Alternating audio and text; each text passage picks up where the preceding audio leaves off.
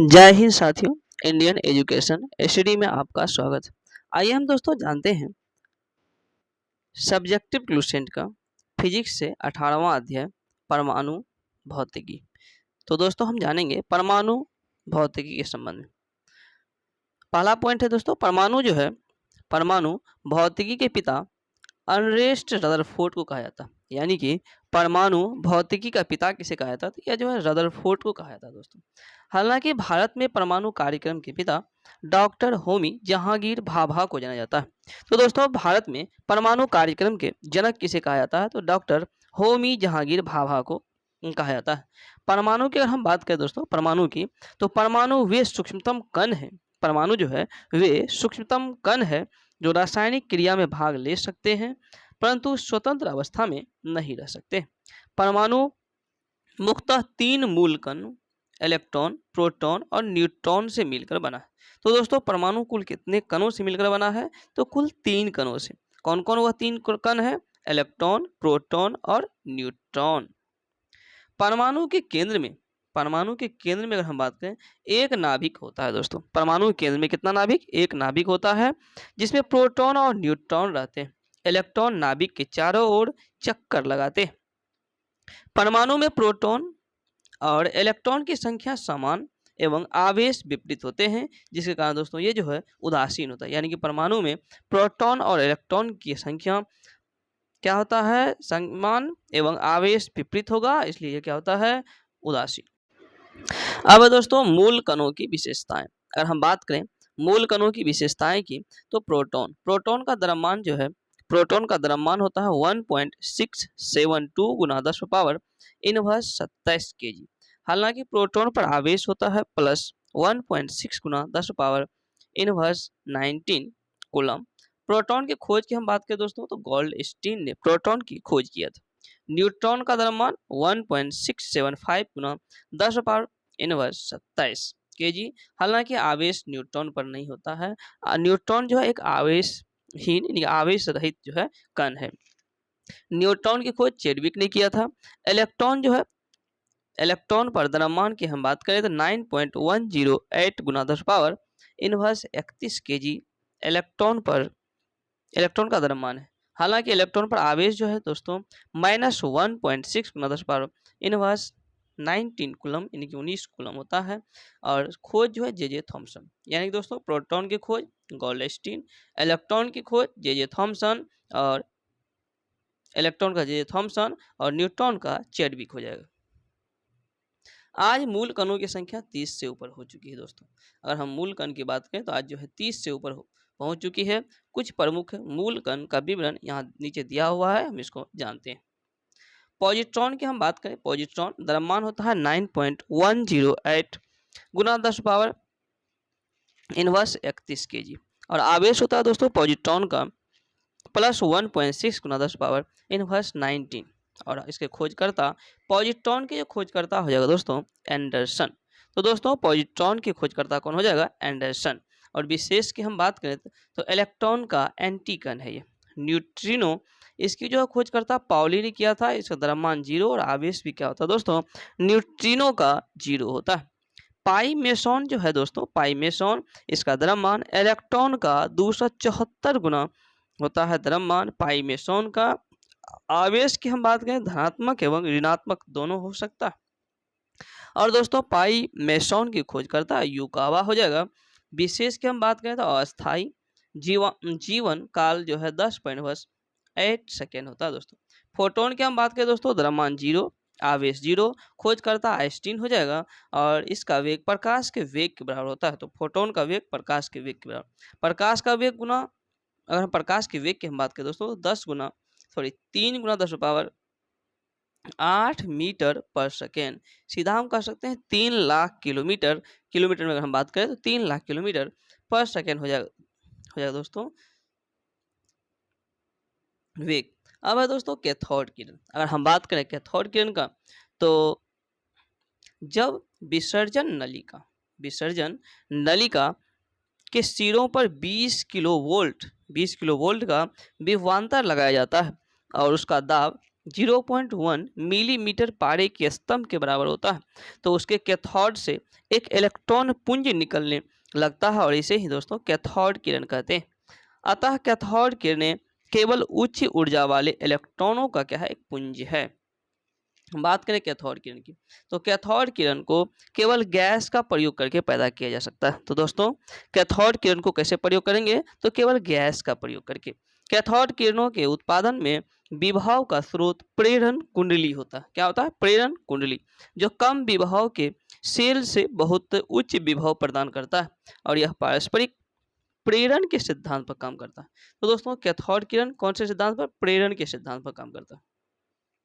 Cathode किरणें की हम बात करें, यह अदृश्य होती है। कैसा होता है दोस्तों, अदृश्य, यानी दिखाई नहीं पड़ता, सीधी रेखाओं में चलती है। और ये कैथोड किरण एक तो अदृश्य हो जाएगा और फिर सीधी रेखाओं में चलती है। कैथोड किरणें ऋणात्मक होती है दोस्तों। कैसा होता है, ऋणात्मक, इसलिए ये कैथोड से एनोड की ओर जो है गमन करती है। ये इलेक्ट्रॉन की बनी होती है। तो कैथोड जो किरणें हैं इलेक्ट्रॉन होती है, इनकी इलेक्ट्रॉन की बनी होती है, ऋणात्मक होती है और यह अपनी सतह के लंबवत निकलती है। कैथोड किरण का वेग की हम बात करें दोस्तों, तो प्रकाश के वेग का 1/10 गुना होता है। कैथोड किरण जो है विद्युत तथा चुंबकीय क्षेत्र में रखने पर क्या हो जाएगा, विक्षेपित हो जाता है विद्युत तथा चुंबकीय क्षेत्र में। यह गैसों को आयनीकृत कर देती है दोस्तों। कैथोड किरण जो है यह गैसों को आयनीकृत कर देती है एवं धातु पर ऊष्मीय प्रभाव दिखलाती है दोस्तों। यह फोटोग्राफिक प्लेट को भी क्या करता है, कैथोड किरण प्रभावित करती है। कैथोड किरण जो है इसकी भेदन क्षमता कम, तो कैथोड किरण की भेदन क्षमता क्या हो जाएगा दोस्तों, कम होती है और यह पतली धातु के चादर से पार कर जाती है। कैथोड किरणें जब विद्युत क्षेत्र से होकर लंबवत गुजरती है तो इसका रास्ता परवलयकार होगा। तो कैथोड किरण जब विद्युत क्षेत्र से निकलेगा तो क्या होगा, इसका रास्ता परवलयकार होगा। जब कैथोड किरणें किसी उच्च परमाणु क्रमांक वाली धातु जैसे कि टंगस्टन पर गिरती है तो यह जो है एक्स किरणें उत्पन्न करती है दोस्तों। अब है धनात्मक किरणें। अगर हम बात करें धनात्मक किरणें की, तो विसर्जन नलिका में यदि छिद्र युक्त कैथोड युक्त किया जाए तो इनमें निकलने वाली किरणें कैथोड किरणों के ठीक विपरीत दिशा में विक्षेपित हो जाती है और एनोड की ओर से कुछ किरणें निकलती है। अतः ये एनोड से निकलने वाली धनावेशित किरणें। इनका पता 1886 ईस्वी में गॉलस्टीन ने लगाया था दोस्तों। तो क्या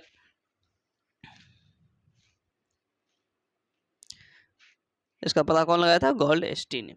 अगर हम गुण की बात करें धनात्मक किरणें की, तो धनात्मक किरणें एक तो इसका पता कौन, 1886 ईस्वी में गॉलस्टीन लगाया था। धनात्मक नाम से ही परिचय, धनात्मक किरणें धनावेशित होगा। कैसा होगा, तो धनात्मक किरणें धनावेशित होती है। ये प्रतिदीप्ति तथा स्फुरदीप्ति उत्पन्न करती है दोस्तों। ये विद्युत तथा चुंबकीय क्षेत्र में विक्षेपित हो जाती है। अब है अर्धचालक। अगर हम बात करें दोस्तों अर्धचालक यानी सेमीकंडक्टर की, तो इसकी प्रतिरोधकता या चालकता धातुओं तथा विद्युत रोधी पदार्थों के बीच की होती है दोस्तों। अर्धचालक की प्रतिरोधकता एवं चालकता की हम बात करें तो क्या हो जाएगा, P 10⁻⁵ से क्या हो जाएगा, इसका 10⁻6 ओम मीटर तक हो जाएगा। धातु का प्रतिरोधकता यहाँ दिया हुआ है, फिर विद्युत रोधी का प्रतिरोधकता दिया हुआ है। तात्विक जो है अर्धचालक की हम बात करें तो क्या होगा, सिलिकॉन और जर्मेनियम। हालांकि यौगिक जो अर्धचालक है दोस्तों अकार्बनिक हो जाएगा, CdS, GaAs, CdSe और InP। कार्बनिक जो है एंथ्रासीन, मादित और थेलोसियानिस हो जाएगा। कार्बनिक बहुलक हो जाएगा दोस्तों पॉली पायरोल, पॉली एनिलीन, फिर पॉली थायोफिन। नैज अर्धचालक की हम बात करें दोस्तों, नैज अर्धचालक की, तो जिन अर्धचालकों में मुक्त इलेक्ट्रॉन तथा क्वार्टर उष्मीय प्रभाव द्वारा उत्पन्न किए जाते हैं उसे ही दोस्तों क्या कहते हैं, नैज अर्धचालक कहते हैं। नैज अर्धचालकों में मुक्त इलेक्ट्रॉन की संख्या Ne, हॉलों की संख्या NH के बराबर होता है, यानी Ne बराबर क्या होगा, NH बराबर Ne।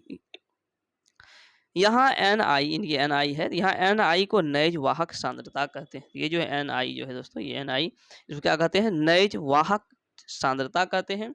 अर्धचालकों में यह अद्वितीय गुण होता है और इसमें इलेक्ट्रॉनों के साथ साथ हॉल भी गति करते हैं दोस्तों।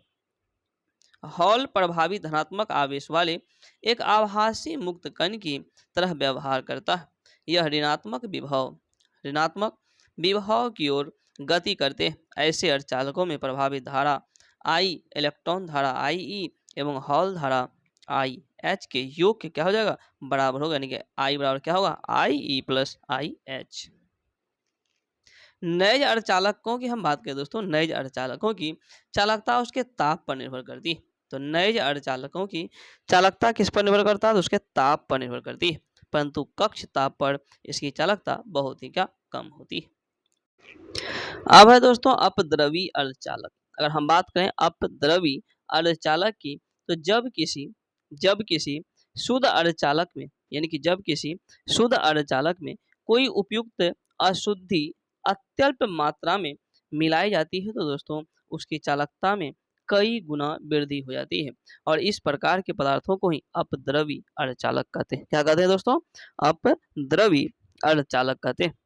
वांछित अशुद्धि, यानी कि वांछित अशुद्धि को सावधानी पूर्वक मिश्रित करना मादन या अपमिश्रण कहलाता है। वह अशुद्धि परमाणु अपमिश्रक कहलाते हैं दोस्तों।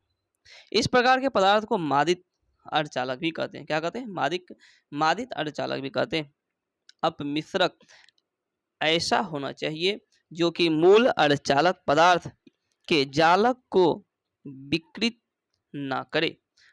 अपमिश्रक के गुण तथा अर्धचालक पदार्थ के अणुओं का आकार लगभग समान होता है दोस्तों।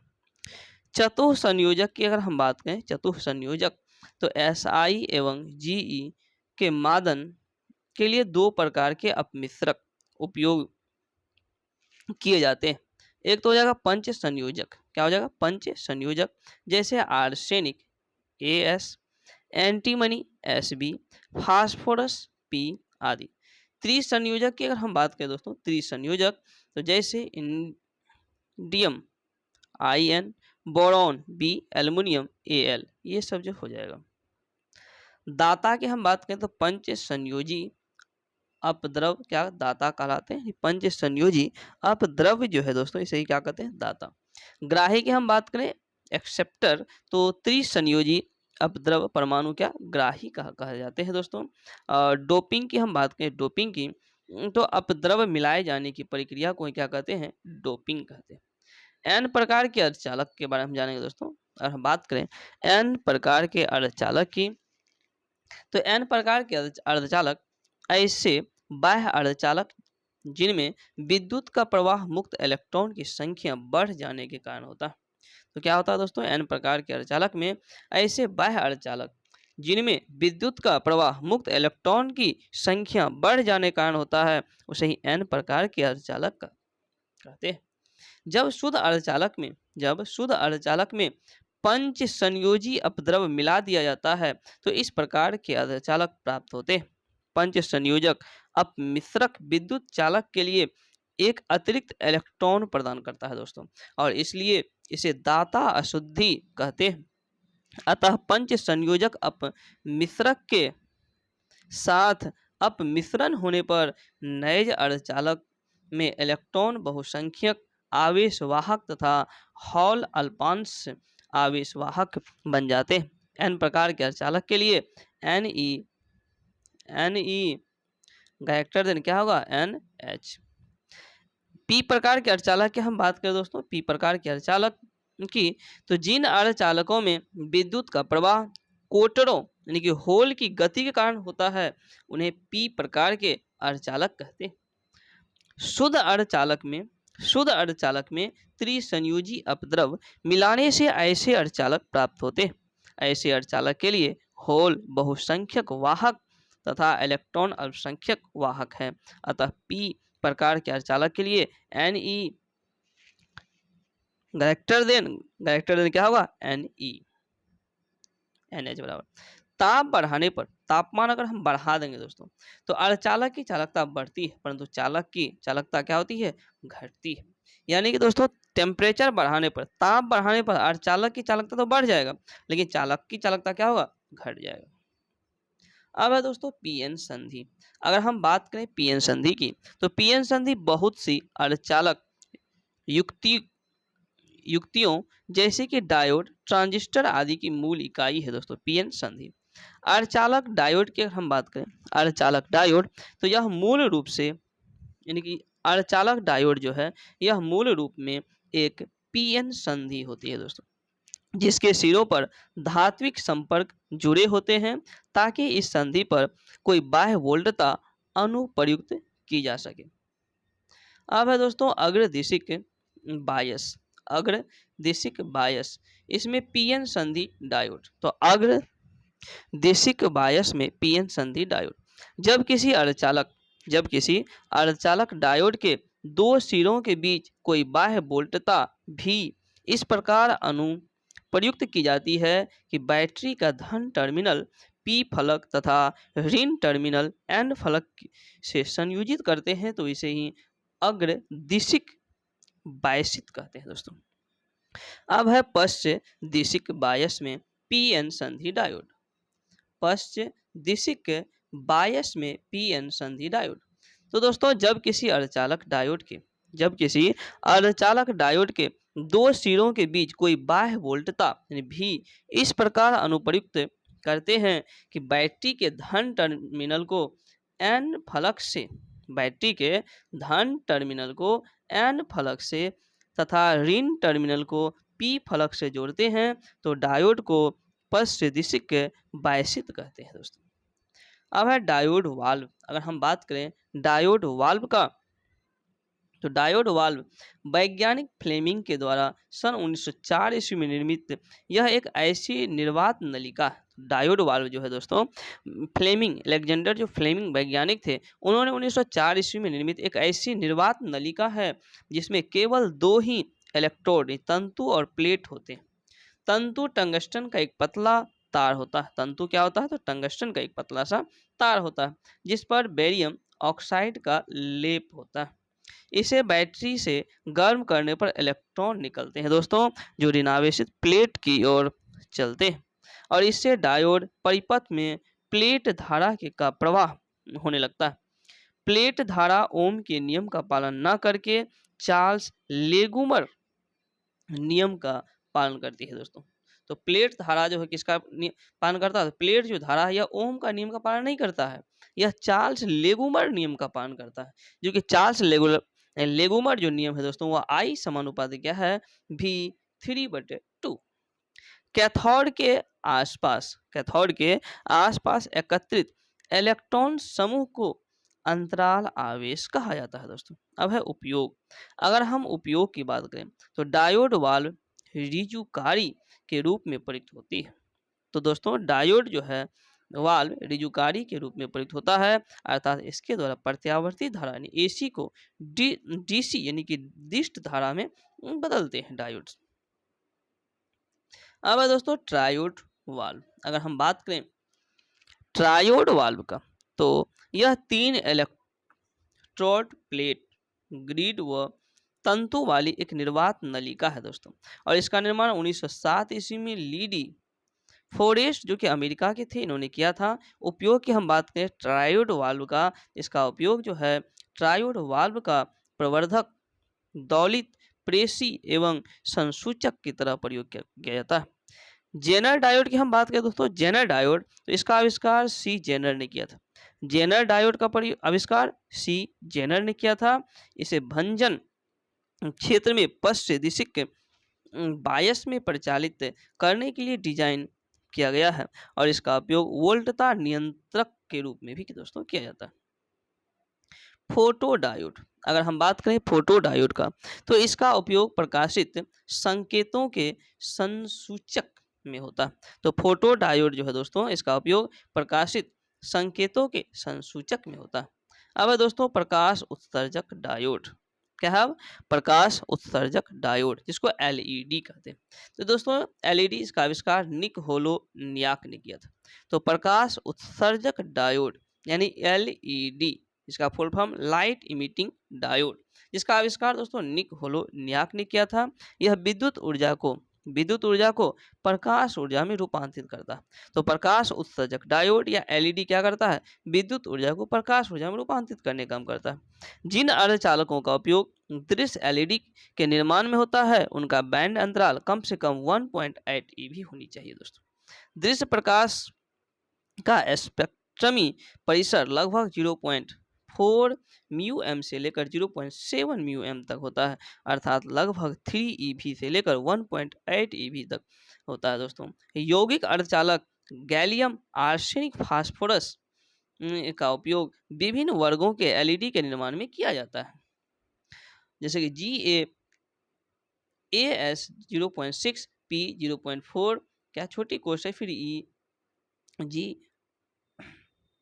-1.9 ईवी इसका उपयोग लाल एलईडी बनाने में, तथा GaAs कोष्ठ G 1.5 ईवी कोष्ठ 1 इसका उपयोग अवरक्त एलईडी बनाने में, और इन एलईडी का उपयोग सुदूर नियंत्रण, चोर घंटी संयंत्रों, प्रकाशिक संचार आदि में प्रयोग किया जाता है दोस्तों।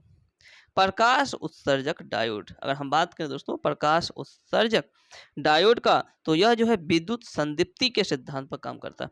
तो दोस्तों प्रकाश उत्सर्जक डायोड कौन से सिद्धांत पर काम करता है, तो विद्युत संदीप्ति सिद्धांत पर काम करता है। अब है दोस्तों सौर सेल, अगर हम बात करें सौर सेल का,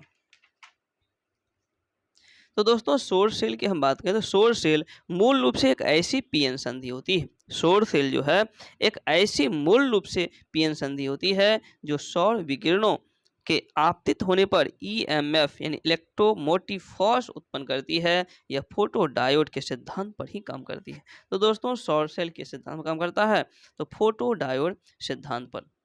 सौर सेल के निर्माण की अगर हम बात करें, सौर सेल के निर्माण की, तो सौर सेल के निर्माण के लिए आदर्श पदार्थ के रूप में उन अर्धचालकों को लेते हैं जिनका बैंड अंतराल 1.5 ईवी के निकट होता है।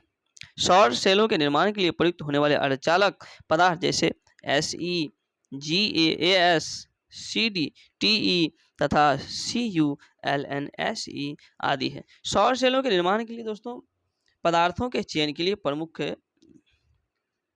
कसौटियां है, जैसे बैंड अंतराल कितना होना चाहिए, तो 1.0 से लेकर 1.8 ईवी तक। अधिक प्रकाश अवशोषण क्षमता उसमें होना चाहिए, जैसे कि 10⁴ सेंटीमीटर इनवर्स। फिर विद्युत चालकता उसमें होनी चाहिए, और कच्चे पदार्थ की उपलब्ध तथा लागत। अब है दोस्तों संधि ट्रांजिस्टर, अगर हम बात करें संधि ट्रांजिस्टर की, तो 1947 ईस्वी में ट्रांजिस्टर का आविष्कार करने का श्रेय बेल टेलीफोन प्रयोगशाला यूएसए के जे बार्डिन तथा WH बेटन को जाता।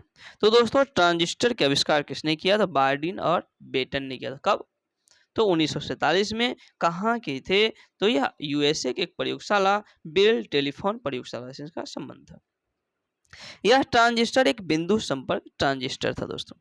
पहले संधि ट्रांजिस्टर का आविष्कार 1900 पहला जो संधि ट्रांजिस्टर है इसका आविष्कार 1951 ईस्वी में विलियम शॉकले ने किया था। विलियम शॉकले ने 2 पीएन संधियों को एक दूसरे के पश्च फलकों को जोड़कर किया। अब दोस्तों जब तक केवल संधि ट्रांजिस्टर ज्ञात था, यानी कि जब तक केवल संधि ट्रांजिस्टर ज्ञात था, इसे केवल ट्रांजिस्टर कहा जाता था। परंतु समय के साथ नए नए ट्रांजिस्टरों का आविष्कार हुआ। वह नए ट्रांजिस्टर को पुरानों से भेद करने के लिए इन्हें द्विध्रुवी संधि ट्रांजिस्टर कहते हैं। किसी ट्रांजिस्टर में 3 अपमिश्रित क्षेत्र होते हैं। तो दोस्तों ट्रांजिस्टर में कितने अपमिश्रित क्षेत्र होते हैं, तो कुल 3, जो मिलकर अपने बीच में 2 पीएन संधि बनाते हैं। एक है एनपीएन ट्रांजिस्टर। क्या है, एनपीएन ट्रांजिस्टर। इसमें एन प्रकार के अर्धचालक के 2 खंड, एक होता है उत्सर्जक और तथा संग्राहक। पी प्रकार के अर्धचालक के एक खंड आधार द्वारा पृथक किए जाते हैं। दूसरा है दोस्तों पीएनपी ट्रांजिस्टर। क्या है, पीएनपी ट्रांजिस्टर। इसमें पी प्रकार के अर्धचालक के 2 खंड उत्सर्जक एवं संग्राहक, एन प्रकार के अर्धचालक के एक खंड आधार द्वारा पृथक किए जाते हैं। उत्सर्जक की अगर हम बात करें उत्सर्जक की, तो यह ट्रांजिस्टर में प्रभावित धारा के लिए बहुसंख्यक आवेश वाहक की अत्यधिक मात्रा में आपूर्ति करता है। तो दोस्तों उत्सर्जक की हम बात करें तो उत्सर्जक जो है यह ट्रांजिस्टर में प्रभावित धारा के लिए बहुसंख्यक आवेश वाहक की अत्यधिक मात्रा में आपूर्ति करता है। आधार जो है दोस्तों बेस, यह केंद्रीय खंड होता है। तो बेस क्या है? यह केंद्रीय खंड होता है। यह अत्यंत पतला तथा कम अपमिश्रित होता है। संग्राहक की बात करें हम दोस्तों, संग्राहक जो है यह खंड उत्सर्जक, संग्राहक जो है खंड उत्सर्जक द्वारा प्रदान किए गए बहुसंख्यक आवेश वाहकों के अधिकांश भाग का संग्रहण करता है। संग्राहक फलक साधारण अपमिश्रित होता है, परंतु साइज में यह उत्सर्जक से क्या होता है दोस्तों? बड़ा होता है। अब है दोस्तों ट्रांजिस्टर का उपयोग। अगर हम ट्रांजिस्टर के उपयोग की बात करें तो मूल रूप से इसका आविष्कार प्रवर्धक की भांति कार्य करने के लिए किया गया था। तो दोस्तों ट्रांजिस्टर के उपयोग में हम बात करें तो मूल रूप से इसका आविष्कार प्रवर्धक की भांति कार्य करने के लिए किया गया था। प्रवर्धक की भांति कार्य करने के लिए किया गया था, जो किसी सिग्नल को आवर्धित प्रति उत्पन्न करता है। वर्तमान में दोस्तों ट्रांजिस्टर का उपयोग अनेक प्रकार से होता है। वर्तमान की हम बात करें तो ट्रांजिस्टर का जो उपयोग है अनेक प्रकार से होता है। इसे प्रवर्धक, एम्पलीफायर, स्विच, वोल्टेज नियामक रेगुलेटर के रूप में, फिर सिग्नल मॉड्यूलेटर, ऑसिलेटर आदि के रूप में किया जाता है दोस्तों। पहले जो कार्य ट्रायोड से किए जाते थे वे अधिकांश अब ट्रांजिस्टर से ही दोस्तों किए जाते हैं। अब है दोस्तों अतिचालकता। अगर हम बात करें अतिचालकता की तो इसकी खोज 1911 ईस्वी में कैमर लिंथ ऑन्स ने किया था। तो दोस्तों अतिचालकता की खोज किसने किया था? कैमर लिंथ ऑन्स ने किया था। कब? तो 1911 ईस्वी। अत्यंत निम्न ताप पर, अत्यंत निम्न ताप पर कुछ पदार्थ का विद्युत प्रतिरोध क्या होता है? शून्य हो जाता है। इसे ही क्या कहते हैं? अतिचालक कहते हैं, और इस गुण को अतिचालकता कहते हैं। अतिचालक पूर्णतः प्रतिचुंबकीय होता है। तो दोस्तों अतिचालक क्या होता है? पूर्णतः प्रतिचुंबकीय होता है, अर्थात वह पूर्ण चुंबकीय कवच होता है जिसे कोई चुंबकीय बल रेखा भेद कर उसके अंदर नहीं जा सकती। 4.2 के यानी कि -268.8 डिग्री सेल्सियस पर पारा अतिचालक बन जाता है। तो दोस्तों पारा कितना डिग्री सेल्सियस पर अतिचालक हो जाता है? तो -268.8 डिग्री सेल्सियस पर यानी कि 4.2 के पर। नियोबिस्टीन, नियोबिस्टीन काफी ऊंचे ताप यानी 100 के पर भी अतिचालकता प्राप्त कर लेती है। अतिचालकता के इस महत्व को देखते हुए दोस्तों भारत सरकार ने 1991 ईस्वी में एक राष्ट्रीय अतिचालकता विज्ञान एवं तकनीकी बोर्ड की स्थापना की। तो दोस्तों भारत सरकार ने 1991 ईस्वी में किसकी स्थापना किया? कौन से बोर्ड का? तो राष्ट्रीय अतिचालकता विज्ञान एवं तकनीकी बोर्ड की स्थापना की। घड़ी में क्वार्टर क्रिस्टल का काम दाब यानी पाइजो विद्युत प्रभाव पर ही आधारित है दोस्तों। तो ये था दोस्तों 18वां अध्याय जो यहाँ संपन्न होता। अगर दोस्तों ये वीडियो पसंद आया तो कृपया इसे लाइक करें, चैनल पर अगर आप नए हैं चैनल को सब्सक्राइब करें और अपने दोस्तों में वीडियो को शेयर करें। Thank you.